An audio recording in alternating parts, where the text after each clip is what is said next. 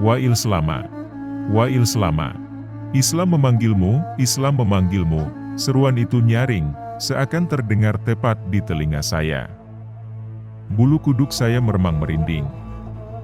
Benarkah itu suara Sultan Al-Muzaffar Saifuddin Qutuz yang menyeru untuk berjihad di Perang Ain Jalut? Sore itu saya berada di wilayah yang sekarang bernama Muiz Street. Menelusuri seruas jalan, menjelajahi jejak sejarah Daulah Mamluk yang berlimpah di kota Kairo.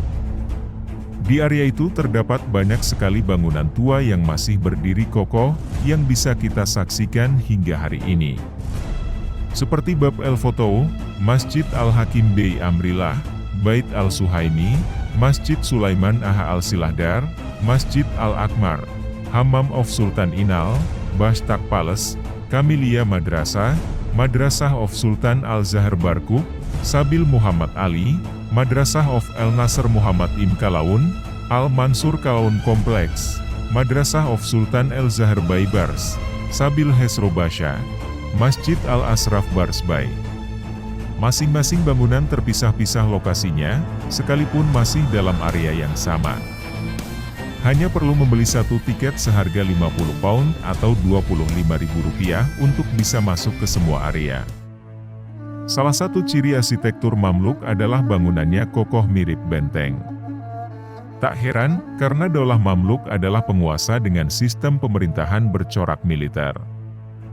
Tembok tebal berwarna putih gading didirikan dengan batu-batu besar sebagai bahan penyangganya.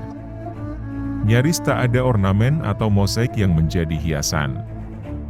Hanya beberapa ukiran kayu bermotif geometris untuk memperindah ruangan. Langit-langit ruangan tinggi. Ada beberapa yang berhias mukarnash. Mukarnash adalah hiasan berbentuk sarang lebah yang berada di bawah atap. Sinar matahari masuk melalui lubang angin yang berada di antara celah-celah tembok. Satu kata yang pas untuk menggambarkan keseluruhan bangunan adalah kokoh dan fungsional. Bahkan makam Sultan Kalaun pun terlihat sederhana untuk ukuran penguasa Mesir, Syam, Irak, dan sebagian India. Daulah Mamluk menguasai wilayah Mesir dari 1250 sampai 1517 Masehi. Kata Mamluk dalam bahasa Arab adalah bentuk tunggal, sedangkan bentuk jamaknya Mamalik.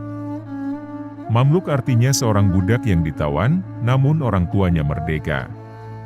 Kalau budak yang orang tuanya juga budak disebut Abdun. Singkatnya, Mamluk adalah budak yang diperjualbelikan.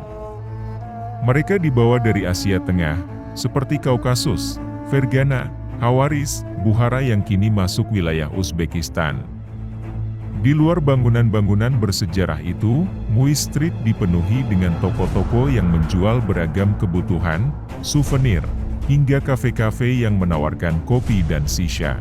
Di plaza yang berada di tengah area, orang-orang bisa duduk-duduk menikmati senja.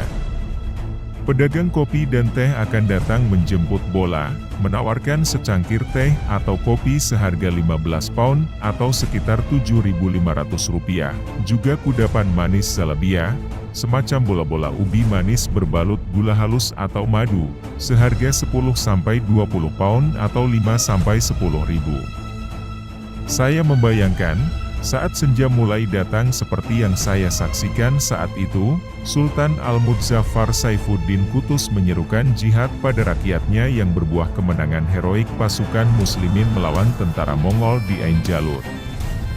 Seperti inikah suara sang panglima Ain Jalut itu? Saya mendengar dan menyambut seruan "Wahai Sultan," bisik saya dalam hati.